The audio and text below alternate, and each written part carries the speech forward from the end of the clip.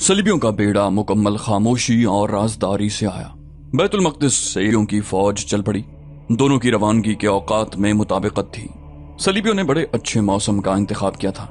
उस मौसम में समंदर खामोश रहता है, तलातुम और तूफान का खतरा नहीं होता। सलीबी जहाजों के कप्तानों को मिस्र का साहिल नजर आने लगा, लेकिन उन्हें सुल्तान अय्यूबी का कोई जहाज नजर नहीं आ रहा था। सबसे अगले जहाज के कप्तान ने समंदर में माहीगीरों की एक कश्ती देखी। उसने जहाज उनके करीब करके ऊपर से झुककर पूछा, जंगी जहाज कहाँ है? अगर गलत बताओगे तो तुम्हें डुबोकर मार डालेंगे। माहीगीरों ने कहा, मिस्र के जहाज इस तरफ नहीं रखे जाते, यहाँ से बहुत दूर हैं। जहाज रोककर रस्सा फेंका गया। दो माहीगीर रस्से के जरिए जहाज पर चले गए। उन्होंने कप्तान को मिस्र के जंगी जहाजों के मुतालिक जो मालूमात दी वो ये थी कि कई जहाज मुरम्मत हो रहे हैं। जो जहाज अच्छी हालत में हैं वो इतनी दूर हैं कि सिकंदरिया तक पहुंचते 2 दिन लेंगे, क्योंकि बादबानों और चप्पुओं के लिहाज से वो कमजोर और कम रफ्तार हैं। माहीगीर ने जो सबसे ज्यादा कीमती बात बताई वो ये थी कि चूंकि सुल्तान अय्यूबी बहरिया की तरफ तवज्जो नहीं देता, इसलिए जंगी मल्लाह ऐशो इशरत में पड़े रहते हैं। साहिल के साथ जो देहात हैं वहां चले जाते हैं, माहीगीरों से मछलियां छीन लेते हैं। सलीबी बहरिया के रहनुमा के लिए ये मालूमात खुशखबरी से कम न थी। उसने अपना जहाज रोक लिया और एक कश्ती के जरिए उस बेड़े के कमांडर के जहाज तक गया।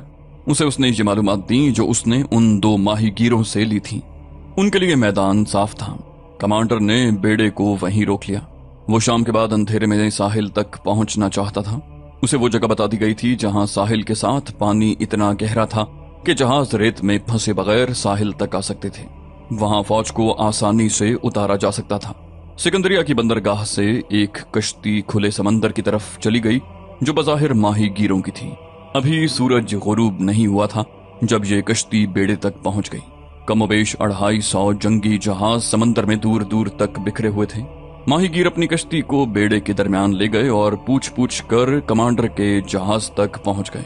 उन्होंने कमांडर को बताया कि सिकंदरिया के अंदर कोई फौज नहीं है, सिर्फ शहरी आबादी है और मिस्री बेड़े के जंगी जहाज यहाँ से बहुत दूर हैं। ये माहीगीर मुसलमानों के जासूस थे। रात का पहला पहर था जब अगली सफ के जंगी जहाज साहिल की तरफ बढ़े और किसी दुश्वारी के बगैर साहिल पर लंगर अंदाज हो गए। पिछली सफ के जहाज उनके करीब अकब में आए और लंगर डाल दिए। तीसरी सफ भी करीब आ गई। फौज उतारने का इंतजाम गालिबन ये था कि हर एक जहाज को साहिल पर नहीं आना था, बल्कि तमाम जहाजों को साथ मिलाकर उनमें से फौज को गुजर कर उतरना था। सिकंदरिया पर खामोशी से हमला करने का फैसला किया गया। इत्तला के मुताबिक वहां चूंकि फौज नहीं थी इसलिए कब्जा मुश्किल न था। अगले जहाजों से जो फौज उतरी उसे सिकंदरिया में दाखिल होने का हुक्म दे दिया गया और सिपाहियों को बताया गया कि शहर उनका अपना है, कोई मज़ाहमत नहीं होगी। सिपाही दौड़ पड़े। उन्हें शहर को लूटना था और उनकी नजर औरतों पर भी थी। जो ही सिपाहियों का ये हुजूम शहर के करीब आया, शहर के बाहर दाएं और बाएं शोले उठे जिनसे रात रोशन हो गई। ये घास, लकड़ियों और कपड़ों के अंबार थे जिन पर तेल डाला गया था। उनसे रोशनी का काम लेना था। शहर की गलियों में भी मशलें जल उठी और मकानों की छतों से तीरों का मेह बरसने लगा। सलीबी पीछे को भागे तो दाएं और बाएं से उन पर तीर बरसने लगे। उनके लिए संभलना मुश्किल हो गया। जख्मियों की चीखों पुकार से रात लरजने लगी। इन सलीबियों की तादाद कमोबेश 2000 थी। उनमें से शायद ही कोई जिंदा पीछे गया हो। सलीबी फौज जो अभी जहाजों में थी उसे आगे आने का हुक्म मिला। जहाजों में से सलीबियों की मंजनीकें आतिशी गोले फेंकने लगी और दूर मार तीर भी आने लगे। सबसे पीछे वाले 2-3 जंगी जहाजों में से शोले उठे। सलीबी कप्तानों ने पीछे देखा। यूं मालूम होता था जैसे समंदर से आग के गोले उठते हैं और उनके जहाजों में आकर गिरते हैं। सलीबियों ने खुशफहमी में मुब्तला होकर जहाजों को हुजूम की सूरत में इकट्ठा कर दिया था और वो सुल्तान अय्यूबी के फंदे में आ गए थे। दिन के वक्त अगले जहाज को जो माहीगीर मिले थे वो अली बिन सुफियान के महकमे के आदमी थे। ये कुदरती सी बात थी कि समंदर में माहीगीर मिले तो सलीबी कप्तान ने उनसे मालूमात हासिल की। माहीगीरों ने गलत मालूमात दी। उन्होंने सिर्फ ये बात ठीक बताई कि मिस्री बेड़ा यहाँ से दूर है। वो वाकई दूर था। सुल्तान अय्यूबी ने अपने अमीरुल बहर को बता दिया था कि वो समंदर पर नजर रखे, किसी भी वक्त हमला आ जाएगा। अमीरुल बहर ने देखभाल का अच्छा इंतजाम कर रखा था। उसे कबल अज वक्त पता चल गया था कि सलीबी बेड़ा समंदर के वस्त तक आ गया है। चुनाचे अमीरुल बहर अपने चंद एक जंगी जहाज जिनमें आतिशी गोले फेंकने वाली मंजनीकें थीं एक तरफ दूर तक ले गया। उसने बादबान भी उतार लिए थे और मस्तूल भी, ताकि दूर से जहाज नजर ना सकें। उनके बजाय उसने एक एक चप्पू पर दो दो आदमी लगा दिए ताकि रफ्तार तेज रहे। शाम के बाद जब सलीबी बेड़ा साहिल के करीब गया तो अमीरुल बहर ने मस्तूल भी चढ़ा दिए और बादबान भी, और चप्पुओं की रफ्तार भी तेज रखी। और इस तरह वो सलीबी बेड़े के अकब में ऐन उस वक्त पहुंच गया जब सलीबियों ने अपने जहाज एक दूसरे के साथ मिला दिए थे। सलीबियों को दूसरा धोखा उन माही गिरों ने दिया जो सिकंदरिया से रवाना हुए थे। उन्होंने सलीबी कमांडर से कहा था कि वो उनके जासूस हैं। उन्होंने बताया था कि सिकंदरिया में कोई फौज नहीं। हकीकत ये थी कि शहर के उन मकानों में जो समंदर की तरफ थे वहां सिर्फ फौज थी। शहरियों को महफूज हिस्से में भेज दिया गया था। सुल्तान अय्यूबी का अमीरुल बहर बहुत थोड़े जहाज लेकर गया था। उन्होंने नुकसान तो बहुत किया, लेकिन दुश्मन के कई एक जहाज बचकर निकल गए। दूसरों ने मुकाबला किया। जलते जहाजों ने रात को दिन बना दिया था। उस रोशनी में सुल्तान अय्यूबी के जहाज भी नजर आने लगे। उनमें से एक जहाज सलीबियों की मंजनीकों की जद में आ गया। अमीरुल बहर ने अपने जहाजों को पीछे हटाना शुरू कर दिया, क्योंकि दुश्मन जहाजों की अफरात की सहूलत से फायदा उठाते हुए घेरा डालने की कोशिश कर रहा था। सिकंदरिया में सुल्तान अय्यूबी के जांबाजों ने जोश में आकर साहिल पर हल्ला बोल दिया और जहाजों पर आतशी तीर फेंकने लगे। ये जांबाज मिस्र की फौज के उस तीसरे हिस्से के थे जिसे सुल्तान अय्यूबी ने अपने हाथ में रखा था। उन्हें गैर फौजी लिबास में सिकंदरिया में मकानों में मोर्चाबंद किया गया था और निहायत खामोशी से शहरियों को दूसरे मकानों में मुंतकिल कर दिया गया था। सलाहुद्दीन अय्यूबी अक्ल और धोखे की जंग लड़ रहा था और कम से कम ताकत इस्तेमाल कर रहा था। उसने अभी खासी नफरी अपने ज़ेरे कमान रिजर्व में रखी हुई थी। रात भर ये जंग जारी रही। समंदर में कई जहाज चल रहे थे। वहां कयामत का मंजर बना हुआ था। सलीबी बेड़ा चूंकि ज्यादा था, बल्कि सुल्तान अय्यूबी के जहाजों की निस्बत बहुत ही ज्यादा, इसलिए सलीबी जहाज तबाही से निकलकर मुसलमानों के जहाजों को घेरने की कोशिश कर रहे थे। सूरत घेरे वाली बन गई थी। रात को पता नहीं चलता था कि अपने जहाजों की कैफियत क्या है। सुल्तान अय्यूबी वहां मौजूद था। उसने अपने उन जहाजों को जिन्हें उसने महफूजा के तौर पर रखा हुआ था, हुक्म भेज दिया कि सलीबी जहाजों को दूर का चक्कर काट कर उलझाएं। रात के पिछले पहर बाकी जहाज भी मार्के में शरीक हुए। इसमें बहादुरी तो उन मल्लाहों की थी जो छोटी छोटी कश्तियों में अपने जहाजों को तीर, आतिशगीर मादा और गोले पहुंचा रहे थे। अपने जहाजों को ढूंढना बहुत ही मुश्किल काम था। सुबह तुलू हो रही थी जब अमीरुल बहर एक कश्ती में साहिल पर आया। उसके साथ चंद एक बहरी सिपाही थे। अमीरुल बहर के कपड़े खून से लाल थे और उसकी एक टांग झुलसी हुई थी। उसका जहाज नजरे आतिश हो गया था और वो चंद एक जवानों को समंदर से निकाल लाया था। उसने सुल्तान अय्यूबी को बड़ी उजलत में मार्के की सूरत हाल बताई, जो मुख्तसर ये थी कि उसके आधे जहाज तबाह हो चुके थे, लेकिन सलीबियों को इतना ज्यादा नुकसान पहुंचाया जा चुका था कि वो ज्यादा देर लड़ने के काबिल नहीं थे। सुल्तान अय्यूबी ने उसे बताया कि बाकी जहाजों को भी भेज दिया गया है। ये इकदाम अमीरुल बहर की ख्वाहिश और जरूरत के ऐन मुताबिक था। उसने सुल्तान अय्यूबी से कहा, सलीबियों को सबसे ज्यादा नुकसान वो बोझ दे रहा है जो उन्होंने जहाजों में लाद रखा है। रसद के अलावा उनके जहाजों में फौज भी है और बाज जहाजों में घोड़े हैं। इस बोझ की वजह से उनके जहाज रफ्तार में नहीं आते और घूमने में देर लगाते हैं। मेरे जहाज खाली हैं।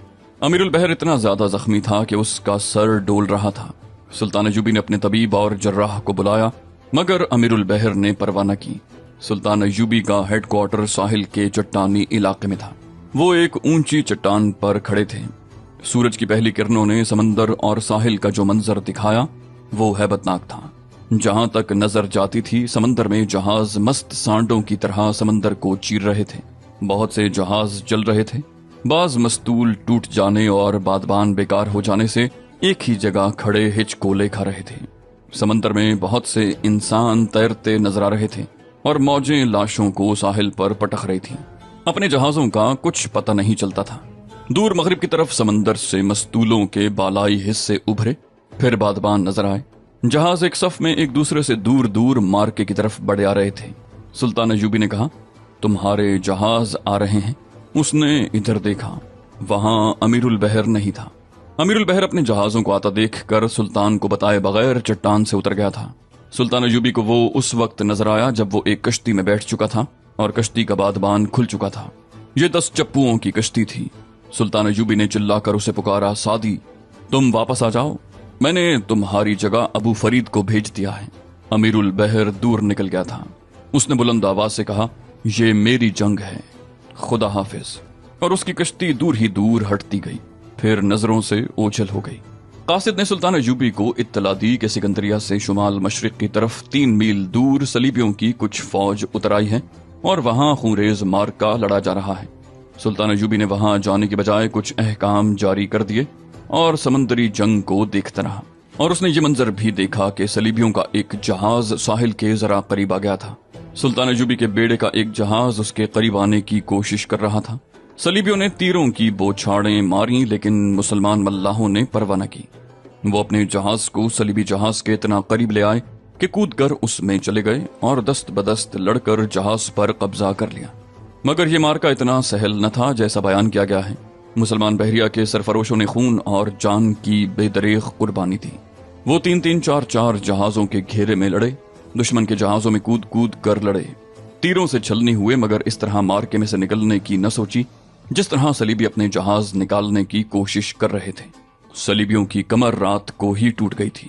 ان کے کمانڈر صلیب کا حلف پورا کر رہے تھے اور انہیں صبح تک یہ امید لڑاتی رہی کہ وہ سلطان ایوبی کی قلیل سی بحری قوت پر قابو پا لیں گے۔ لیکن اگلے دن کے پچھلے پہر تک ان کی کیفیت اتنی بگڑ چکی تھی کہ جہاز بکھر کر ادھر کو ہی جا رہے تھے جدھر سے آئے تھے۔ وہ اپنی زیادہ تر قوت مسلمانوں کے ہاتھوں تباہ کر گئے تھے، اور ان کی جو تھوڑی سی فوج ساحل پر اتری تھی وہ سکندریہ سے 3-4 میل دور شمال مشرق میں کچھ کٹ گئی تھی، باقی نے ہتھیار ڈال دیے تھے۔ سلطان ایوبی کی فوج کا دوسرا حصہ بھی جنگ میں شریک نہیں ہوا تھا۔ سلطان ایوبی کے پاس قاصد آ رہے تھے، جا رہے تھے، اور جب اسے یقین ہو گیا کہ صلیبی ناکام ہو گئے ہیں تو اس نے فوج کے دوسرے حصے کو ایک اور محاذ دے دیا۔ عمران کی اطلاع کے مطابق بیت المقدس کی طرف سے بھی صلیبی فوج کو آنا تھا۔ اس کے لیے نور الدین زنگی گھات میں تھا، تاہم پیش بندی کے طور پر سلطان ایوبی نے دفاع مضبوط کر لیا۔ تیسرے حصے کو جو اس نے اپنے زیر کمان ریزرو میں رکھا ہوا تھا، ان صلیبیوں کو پکڑنے پر لگا دیا جو سمندر سے نکل رہے تھے۔ سورج کی آخری کرنوں نے سلطان ایوبی کو یہ منظر دکھایا کہ صلیبیوں کے وہی جہاز نظر آ رہے تھے جو جل چکے تھے اور ابھی ڈوبے نہیں تھے، یا وہ جنہیں پکڑ لیا گیا تھا، یا ان جہازوں کے بادبان نظر آ رہے تھے جو واپس جاتے ہوئے دور ہی دور ہٹتے جا رہے تھے۔ اس کی اپنی بحریہ کے جہاز جو بچ گئے تھے ساحل کی طرف آ رہے تھے۔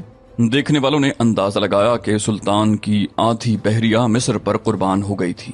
کشتیاں ساحل پر آ رہی تھیں، ان میں اپنے بحری سپاہی آتے تھے جو زخمی تھے یا سمندر سے نکالے گئے تھے۔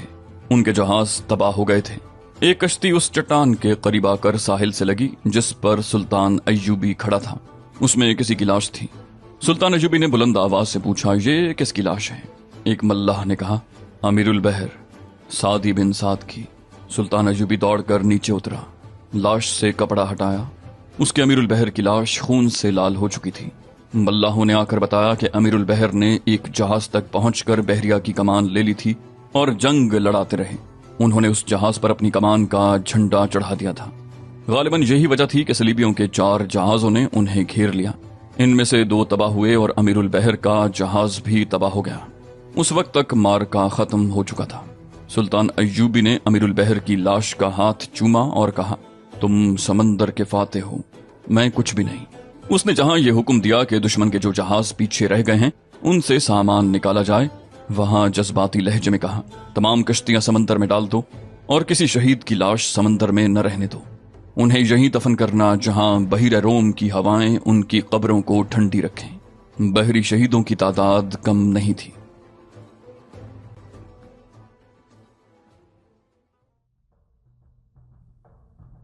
بیت المقدس سے صلیبیوں کی فوج کوچ کر چکی تھی اور آدھا راستہ طے کر آئی تھی۔ انہیں کچھ خبر نہیں تھی کہ ان کی بحریہ اپنے انجام کو پہنچ چکی ہیں۔ اس کے قلب میں صلیبیوں کا مشہور جنگجو حکمران رینالڈ تھا۔ اس فوج کے بھی 3 حصے تھے، ایک آگے تھا، دوسرا کچھ دور پیچھے درمیان میں، اور تیسرا بہت دائیں کو ہٹ کر آ رہا تھا۔ اس کی متحدہ کمان رینالڈ کے پاس تھی اور اسے یہ توقع تھی کہ وہ سلطان ایوبی کو بے خبری میں جا لے گا۔ تصوروں میں اسے قاہرہ نظر آ رہا تھا۔ گھوڑا گاڑیوں کے قافلے رسد بھی ساتھ لا رہے تھے۔ سکندریہ سے بہت دور شمال مشرق میں ایک وسیع خطہ ریت اور مٹی کے ٹیلوں اور نشیب و فراز کا ہوا کرتا تھا۔ 8 صدیوں نے اس خطے کو اب ویسا نہیں رہنے دیا۔ اس کے قریب باقی علاقہ صحرا تھا اور اس صحرا میں پانی بھی تھا۔ रेनॉल्ट ने एक पड़ाव वहां किया। उसकी फौज का अगला हिस्सा आगे निकल गया था, दाएं तरफ वाला हिस्सा दूर था। आधी रात का वक्त होगा। रेनॉल्ट के कैंप में कयामत बपा हो गई। उसके कुछ भी पल्ले न पड़ा कि यह कयामत आसमान से टूटी है या उसकी अपनी फौज ने बगावत कर दी है। उसके वहम गुमान में भी न था कि वो नूरुद्दीन जंगी की घात में आ गया है। जंगी ने कई दिनों से अपनी फौज को टीलों और नशेब फराज के उस इलाके में लाके बिठा रखा था। उसने ये सोचा था कि यहाँ पानी करीब है, इसलिए सलीबी यहाँ पड़ाव करेंगे। सलीबी फौज का अगला हिस्सा आगे निकल गया तो जंगी के कमांडरों को मायूसी हुई। उन्हें यह हुक्म दिया गया कि रात को पड़ाव पर हमला करना है। वहां पड़ाव न हुआ। बहुत देर बाद उन्हें दूर से गर्द के बादल नजर आए तो वो समझे कि आंधी आ रही है। सहराई आंधी बड़ी खौफनाक हुआ करती है, लेकिन ये आंधी नहीं, सलीबी फौज का दरमियानी हिस्सा था जो उसी जगह आकर रुक गया जहां नूरुद्दीन जंगी को तवक्को थी। सलीबियों ने खैमे न लगाए क्योंकि उन्हें सुबह कूच करना था। जानवरों को अलग बांध दिया गया और फिर सूरज डूब गया। आधी रात को जंगी के दस्ते जो घात में थे बाहर आए। ये सब सवार थे। उन्होंने पहले तो अंधेरे में तीरों का मेह बरसा दिया और जब सोए हुए सिपाहियों में भगदड़ मची तो सवारों ने घोड़े सरपट दौड़ा दिए। वो अंधाधुंध बर्छियां और तलवारें चलाते गए और आगे निकल गए। सलीबी संभलने न पाए थे कि सवारों ने फिर हल्ला बोल दिया। सलीबियों के बंधे हुए घोड़ों की रस्सियां खोल दी गईं। ये सब भाग उठे। रेनॉल्ट वहां से भाग गया और दाएं हिस्से वाली फौज में जा पहुंचा। यह हिस्सा कहीं दूर पड़ाव किए हुए था। नूरुद्दीन जंगी उसी तरफ था। इस सारी फौज की रसद पीछे आ रही थी। जंगी ने उसके लिए अलग दस्ते मुकर्रर कर रखे थे। उन्होंने सुबह तक रसद पर कब्जा कर लिया। दाएं वाला हिस्सा रात को होशियार हो गया था। रेनॉल्ट उसे अपने हिस्से की तरफ लाने लगा क्योंकि वो उसी जगह को मैदान जंग समझता था। सुबह के धुंधलके में ये फौज चल पड़ी। नूरुद्दीन जंगी ने अक़ब से उसके पहलू पर हमला कर दिया। उसके बाद उस फौज को मालूम ही न हो सका कि उस पर किस तरफ से हमले हो रहे हैं। सुल्तान अयूबी की तरह जंगी भी जमकर नहीं लड़ता था। छोटे छोटे दस्तों से हमले करा के सलीबियों को बखेरता जा रहा था। उसने रात को सुल्तान अयूबी की तरफ कासिद भेज दिया था। उन दोनों ने स्कीम पहले ही बना रखी थी। जंगी का हर अमल और इक़दाम और दुश्मन का रद्द अमल उनकी स्कीम के ऐन मुताबिक था। रेनॉल्ट ने अपनी फौज के अगले हिस्से को पीछे आने का पैगाम दिया। 4 रोज रेनॉल्ट और जंगी में लामहदूद वुसअत में मार्के होते रहे। जंगी ने सलीबियों को बखेर लिया था और जरब लगाओ और भागो के उसूल पर लड़ रहा था। सलीबियों की फौज का आगे वाला हिस्सा वापस हुआ तो रात को उसके अक़ब पर हमला हुआ। ये सुल्तान अयूबी के छापामार थे। उन्होंने 2-3 शबखून मारे और गायब हो गए। फिर ये सिलसिला चलता रहा। सलीबी आमने सामने की जंग लड़ने की कोशिश कर रहे थे, लेकिन सुल्तान अयूबी उन्हें कामयाब नहीं होने दे रहा था। ये तरीका आसान नहीं था। छापामार अगर 100 की तादाद में जाते थे तो बमुश्किल 60 वापस आते थे। इसके लिए खुसूसी महारत, दलेरी और तेजी की जरूरत थी जो सुल्तान अयूबी ने अपने छापामार दस्तों में पैदा कर रखी थी। जंग बहुत दूर दूर तक फैल गई। सलीबी फौज में न जमियत रही न मरकजियत। उनकी रसद जंगी के कब्जे में आ गई थी। मैदान जंग में न कोई सामना न अक़ब। सलीबी इस जंग की सूझबूझ नहीं रखते थे जो मुसलमान लड़ रहे थे। फिर कैफियत ये हो गई कि जो सलीबी सिपाही भाग सके भाग गए और जिनमें ताब न रही वो हथियार डालने लगे। रेनॉल्ट हार मानने को तैयार न था। उसने किसी और जगह कुछ फौज इकट्ठी कर ली और उसे ये भी पता चल गया कि जंगी कहाँ है। उसने निहायत अच्छी स्कीम से वहां हमला कर दिया। ये एक बड़ा ही सख्त मार्का था। सलीबी जिंदगी और मौत की जंग लड़ रहे थे। रेनॉल्ट की चालें और अपनी फौज पर कंट्रोल बहुत अच्छा था, मगर चौथी 5वीं रात जंगी के शबखून मारने वाले एक दस्ते के चंद एक जांबाजों ने जान की बाजी लगा दी और रेनॉल्ट की जाती खैमागाह पर जाकर शबखून मारा। ये जंगी की स्कीम के तहत इक़दाम किया गया था। जंगी ने छापामारों की ललकार पर हमला कर दिया। उस दौर में रात के वक्त लड़ाई नहीं लड़ी जाती थी। ये तरह मुसलमानों ने डाली थी कि रात को भी हमले जारी रखते।